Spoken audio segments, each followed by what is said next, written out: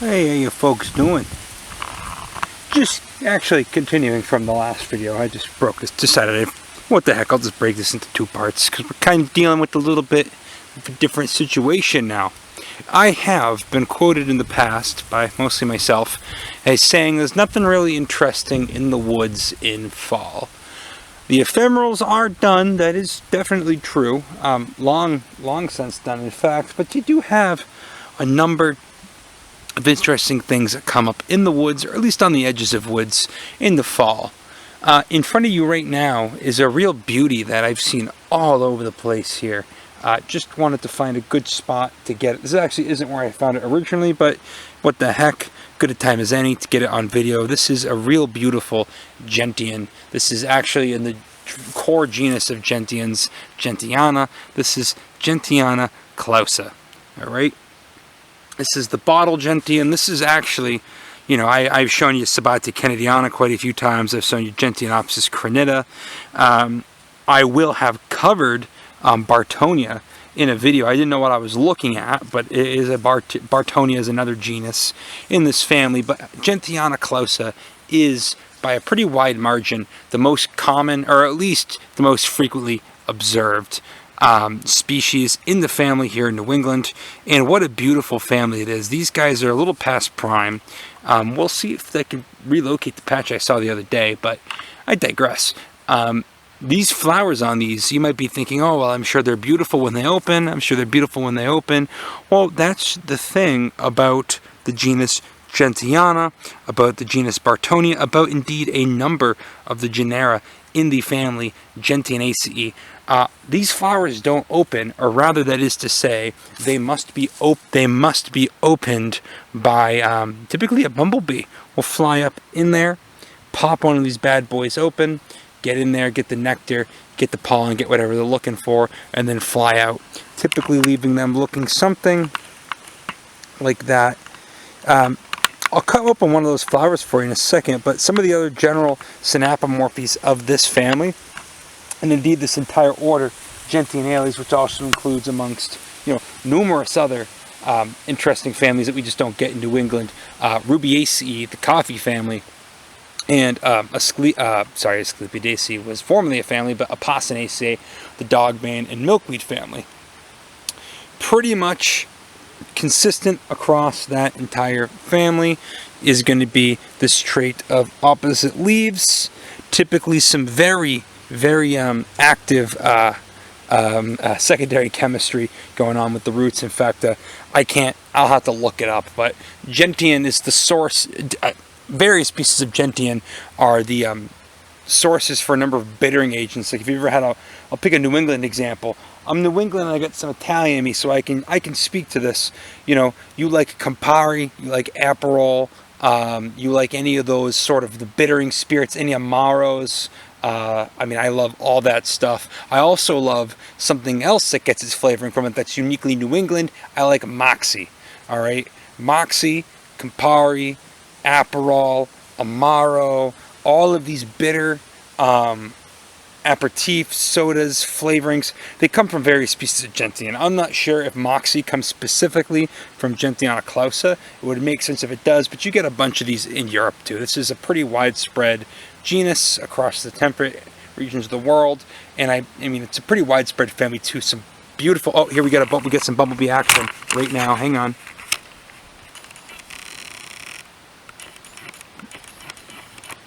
I don't want to disturb him, but he's got to rip open that flower. See him how he just disappeared in there? So he rips the thing open, he gets in there, he gets what he wants. He flies away to the next one. Maybe we'll get him on a closer flower. Yeah, there you go. Oh, come on, buddy. Pick one. My freaking camera died right in the middle of it, but that's for the best, because now we can actually probably get a much better view. See, look at him working it. See, that one looks like it already got ripped open, but he's going for it anyway. Oh, no, he knows it already got dusted. I spooked and he flied away. Hopefully we conveyed the message there. So anyway, now that we're stuck on this useless piece of shit, keeps dying. It's a fresh battery I put in there, but whatever. Where was I? Oh, yeah. So, numerous flavoring compounds come from this. I wouldn't go around ripping up these and just tasting them. I don't know if typically bitter things are toxic or what's going on there. But just know, Gentiana, you get some good flavor. You can get flavorings from this. Means something to me. Let's go ahead and actually do what the bees would be doing anyway, and just kind of nip the top off. So I got a great episode about Gentianaceae crinita, which is the fringe gentian, which is permanently open. They close up when the weather gets bad, but there's still technically 4 petals here, I believe. Let's just pinch this off. Let's just see what we get on the inside. Hang on. Let me actually stop the camera, dissect this, and then get back. Okay, so I've peeled apart a gentian flower here, and it's exactly what I would expect to see. You get 4 stamens. I guess 5. 1, 2, 3, 4, 5. Okay, 5. Usually they have 4. This could be a mutant. Bifid style right there at the top, or bifid stigma, I should say. And then that green swelling there in the center is the ovary. This looks like it could have already gotten pollinated, but then again, I could be incorrect. So superior ovary. Also, I think that's typical for the family. I can't think of any plant in Gentianaceae that has an inferior ovary, at least none familiar to me. I could be very wrong about that, but I'm just noticing that now. And then there's the calyx underneath. So looks like, oh yeah, these are parts of 4. Some of them have parts of 4. They might typically, maybe this one's a mutant. I know Sabatia, for example, can vary pretty substantially in petal count, in stamen count. But it always has they generally always have that bifid stigma there at the top. So in any case, that's Gentiana clausa. I'm now stuck with some dead weight, and I wanted to go show you some other stuff too. A real nice community of all this fern you're seeing in the background, and those sporophylls right there. This is all Oclamena acuminata, the fragile fern, and some of these are starting to die back, indicating the fact that the first frost has, if not hit us already up here, will be hitting us imminently. So let's go see what else, if anything, is going on. Gentiana clausa, great plant. They bloom now through October. They're pretty damn frost tolerant. Yeah, good one to know. This is the first gentian I came across, and it's the gentian I come across. I mean, I don't really come across many of them frequently, but let's just say that they can be quite prolific when they figure out what they like.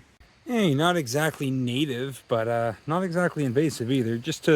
Native just to the west of us. You've got some manner of what I can only imagine is a Rudbeckia, one of the black-eyed Susans or coneflowers, whatever they call them.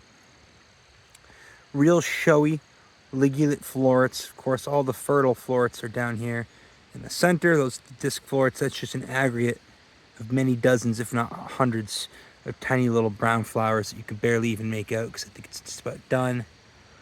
Phyllory is real easy to observe on these guys. And then the leaves. Number of species of Rudbeckia native to the U.S. Number of species of Rudbeckia can be found everywhere in the U.S. However, to my knowledge, technically none of them are actually native to New England. I could be wrong on that. Maybe far western New England. Certainly, what am I looking at there? That's just a plantain.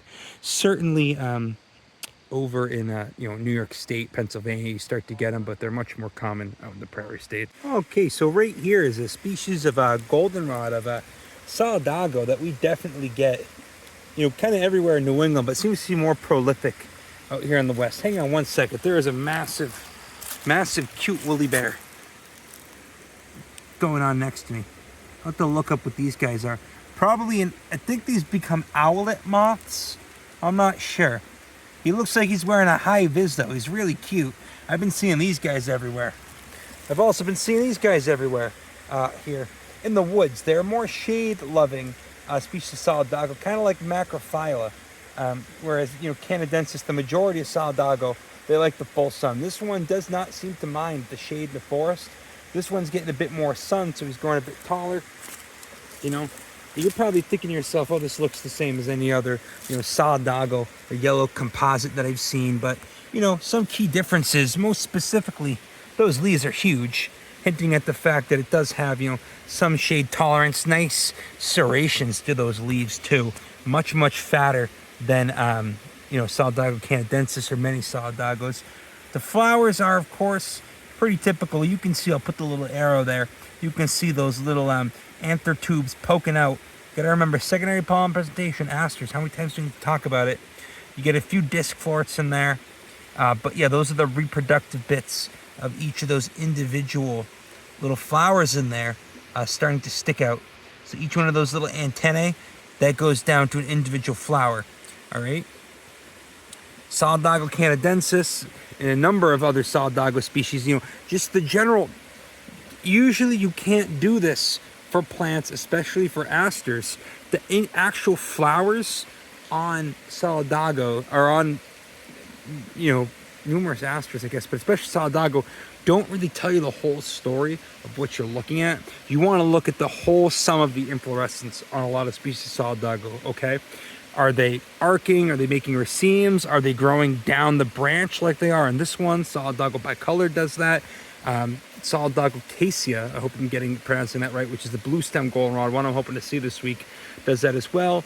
And then others only, branch from the top, or they make these arches. Get the idea. That can be really diagnostic with this genus, in addition to the leaves. And normally leaves don't tell you much of anything on a plant, especially, some Solidago species can be really plastic, like canadensis, but you get the idea. The common name for this one comes from that kind of zigzagging, almost divaricating habit the thing has.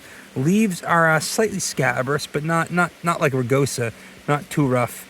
And something sewed itself up into a nest here. Sorry if I disturbed that nest, buddy. But yeah, zigzag goldenrod. Not too hard to see where it gets that common name. Shade tolerant one.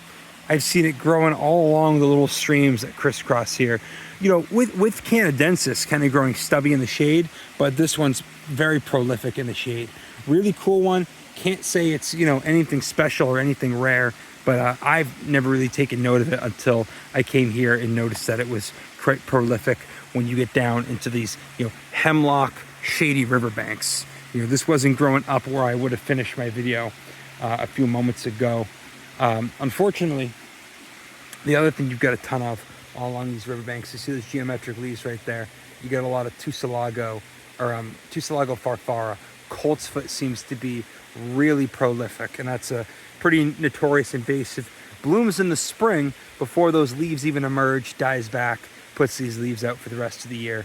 And most people, casual observers, probably aren't even making the connection. It's the same plant. But Solidago flexicaulis, if I didn't even say this, I don't even think I said the scientific name. Really cool plant. Kind of resembles a couple of other wooded Solidagos, but whatever. You get like 35 of them in New England.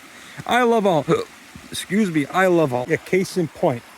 That's Solidago canadensis right there. You see how the flowers are all borne clustered up at the top and it arches off to the side? That's what I mean. Obviously the leaves look different, and the flowers, if you really got in there, would probably look different too. But the general form factor, the gestalt, the vibe is different. You kind of got to go off of that with Solidagos, and with the Symphyotrichums too, could be like that. Where is it growing? How does it look? Yeah, there's a bit of phenotypic plasticity there, isn't there? Maybe sometimes you got to just make a judgment call. It all comes back to that. Well, what the hell is a species anyway? Obviously, this is a different species than that. This would typically be growing much taller, but I mean, Solidago canadensis will grow pretty much anywhere. This is a real bad invasive species over there in Europe, whereas you don't really hear about all the Solidagos. Just a handful of them become real invasives because they're generalists, just like this species. Solidago canadensis is absolutely the native generalist I think of in New England. So still a plant I love. This and Asclepias syriaca will grow just about anywhere. A brief epilogue. Yeah, they're absolutely sugaring. All those vacuum tubes are sucking the sap out of the sugar maples, or at least they will be in late February, early March. Some sort of vacuum pump system. I could read that if I had more of an attention span, but that's not really what we do on this channel. But yeah, all these tubes that were connected up at the top here, all being used for bringing this sap down to be sugared, cooked off functionally. And I wish I knew more about it, but I mean, basically you just take a bunch of maple sap, Acer saccharum sap, I should say, and you boil that down till you get maple syrup. the real stuff, as any God-fearing American will tell you, is best when it comes from lovely New England. I don't want to hear any Canadian propaganda there. All right, so yeah, that's what they're doing here. In any case, that's the end of this video. I'm in the middle of shooting the second half here. But yeah, they don't. The syrup doesn't run until after it starts to thaw in the winter. You actually have a very, very small window of which you can collect maple syrup, and it's becoming harder and harder to predict those winters. To predict those windows, because the winters are no longer freezing thick enough. The weather's becoming more erratic, and maples, depend on a pretty what's the word I'm looking for here? Predictable, stable shift in the weather to start running their sap. So in any case, that's all I got. So this almost tripped me up for a second. You get some Solidago flexicaulis growing down through here. This big swath of greenery is yet another aster. And I thought it was almost done. There's some Symphyotrichum poking up through it. And then I just happened to look down and notice the leaves on this guy were ever so slightly different. And indeed, they do go down to these massive basal leaves. This is a cool one. This is Eurybia macrophylla, the large-leafed aster, or heart-leafed aster. It's a Eurybia, so you get some real cool species in that genus. Eurybia spectabilis is one of my personal favorites.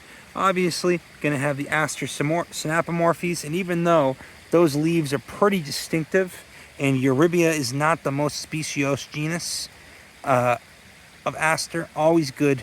Take a look at the filaries just to see the gist of what's going on. No clue when these other ones went off. I mean, this is a plant that you expect to see blooming in September. I guess there's a couple. There's one that looks like one down there, but the vast majority of these don't seem to be blooming, or maybe they're just simply newly germinated. I have not seen many of them, and at first I thought this was just a continuation of what you see down there. Those more angular leaves, that's that colt's foot. This is the Eurybia, different shaped leaf. And as you can see from the fact that at least one of these is blooming right now, very different phenology, and the flowers would look nothing alike. So, Eurybia macrophylla, not even one that I remember seeing yesterday, but a really cool aster, can form nice thickets, and it's a shade-tolerant aster, which I always love to take note of. I also found a nice little seed head of that Solidago flexicaulis, so I'm just going to take a little bit of this to grow, because this isn't like a rare species at all, and I mean, it'll do well, in the shade. So any Solidago I've had good luck growing, and I mean, you pretty much can't go wrong with Solidago in New England. I will put a very firm correction if I'm wrong, but I do not believe that there is any sort of introduced, or certainly not invasive, Solidagos in New England. Certainly some adventative ones.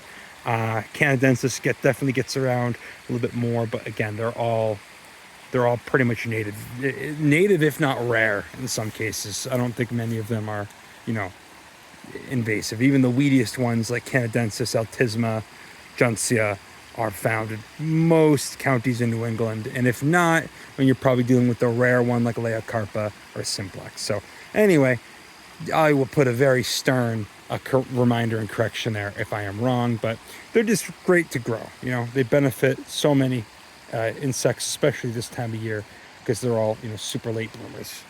Any case, I think I got to show you one more thing that I found interesting, maybe two. There's a cool species of biodens, which is yet another aster, and then a really cool parasitic plant that grows on beech roots that I've shown before, but haven't talked about in a while. I see these all over Vermont, and it's kind of a bummer because they're cool plants.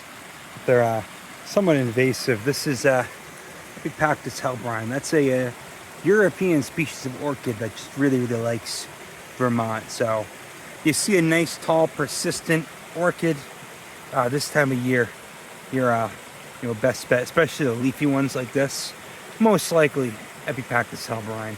There are native Epifactus to America, to the U.S., to North America, but they're none here in New England. So, anyway, this guy's always super persistent. Real cool looking plant. Just wish it wasn't such a pain in the butt. Yeah. Okay. One very, very last thing. This is I'm running out of time. My camera, my phone battery's dying too. So this species right here, this is a flowering plant. It's not a mushroom, it's not dead. It's another, well, it's a member of the family Orobanchaceae, which are entirely parasitic, you know, yada, yada, yada. That's all review. This is Epifagus virginiana. This is Beechdrops. So this is a parasitic plant on beech trees, of which there are numerous around. And I wish I could have found a better one, because there were some massive ones that I saw nearby here. This one looks like it's all closed up for the year, but then again, these do produce both chasmogamous, meaning open, and cleistogamous flowers. Entire thing is just a red stalk. They can get kind of big. They can get shrub sized, and it only parasitizes Fagus grandifolia, the American beech. And typically they're most easy to see this time of year, but as you can tell, if you're not looking for them or you don't know what they are, you step back, you could so easily think that that's just a dead stick in the ground if you'd even notice it. So anyway, I gotta cut it off here. Hopefully those two little clips make a good videos, especially the one up on the ski slope. That was surprising. If you had watched the previous episode, some good stuff up there. It's going to be an absolute nightmare assembling all these videos that I'm shooting, because I keep going back and forth to my phone and camera, but I'll figure it out. In any case, I'm going to go take a nice little brewery tour, and we'll see where the evening takes us. But for now, there you go, Epifagus virginiana. Take it easy, guys.